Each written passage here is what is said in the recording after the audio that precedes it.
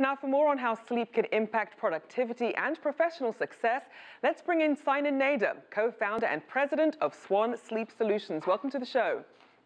Thanks for having me, Rachelle. Now, there's this perception that if you're serious about work and productivity, that sleep should really be put on the back burner. But what's the reality? Well, that's a very common understanding that, sleep is almost this luxury and it's almost equated with laziness in many cases. But the science shows quite the opposite. It's kind of like your phone needs a battery to charge. Our bodies need sleep to recharge. And if you don't have the charge on your phone's not going to work. And if you don't have the charge for your body, via sleep, you're not going to be able to work at your best. And there's lots of data to back that up as well. Now, as we look at the current work culture, it really seems counterintuitive. But Amazon CEO Jeff Bezos is an example of a successful entrepreneur who makes sleep a priority no matter what. What are some other examples of famous CEO sleep habits? So there's a number of others. Jack Dorsey, the founder of Twitter and also Square, he's got a very regimented regime, which I think is excellent. He goes to bed at about the same time, wakes up about the same time, wakes up at 5:30 in the morning, goes for a morning jog, and he'll regularly clock about 7 hours of sleep. Most of the other top CEOs that you look at, they're going to get about 7 hours, between 6 to 7 hours of sleep. And the other thing is that they're consistent. They are very consistent with their schedules, and that's one of the tenets of sleep hygiene. Now, a lack of sleep can have a domino effect, and obviously sometimes in negative ways in terms of how we make decisions and handle stress. And studies from the University of California show 1 in 3 entrepreneurs are depressed, and a growing number are actually committing suicide. We know that most recently, Austin Hines, the CEO of Cambrian Genomics, and Reddit partner Aaron Swartz, his suicide was another high-profile one, among a number of other tragic deaths. So what are some of the ways that companies can really recognize the value of taking steps to avoid burnout? So that's a very great point. So one of the first things that happens with sleep deprivation is our ability to regulate emotions goes pretty much out the window. So just recognizing that fact and maybe having executives look at the data that shows that is a good place to start.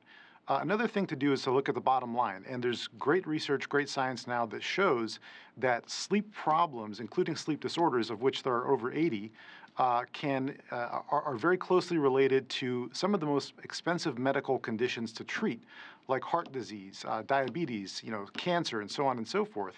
So if you're a self-insured employer, you want to avoid those costs. And so sleep is a big part of that. So looking at how sleep fits into the picture of the overall costs, just from looking at the data, is a great place to start. Now, one thing that tends to disrupt sleep is, of course, technology. We're glued to our smartphones these days. What role is that playing in how we prioritize rest, say, when we're busy and multitasking and really trying to have it all? Well, that's another fantastic point.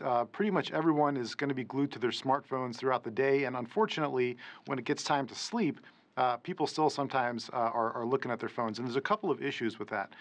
One is the light itself. There's a spectrum of light in the blue range of the light spectrum that actually activates the brain and causes us to suppress melatonin production, which means your body's natural ability to fall asleep is going to be diminished just from the light of the phone or the tablet or the television.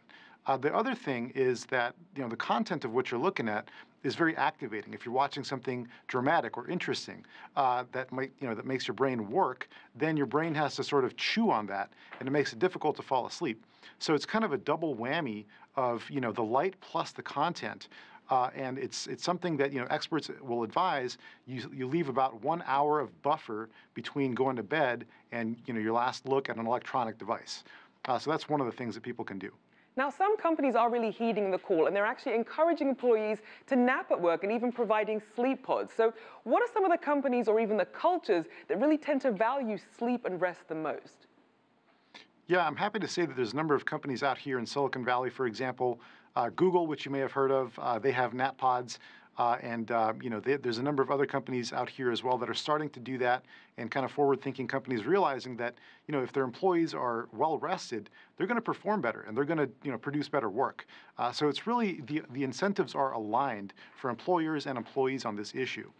And then culture-wise, there are some cultures, for example, in Spain, they take siestas and they sleep during the midday, which is actually great because everybody has a circadian rhythm that generally will dip in the mid-afternoon. So taking a nap around that time is actually very conducive. So there are cultures that are sort of sleep friendly, and there are definitely companies that are forward thinking, and there are more companies moving in that direction, I'm happy to say. All right, well, thank you so much. Hopefully a lot of companies heed the call. We'll have to leave it there. Sina Nader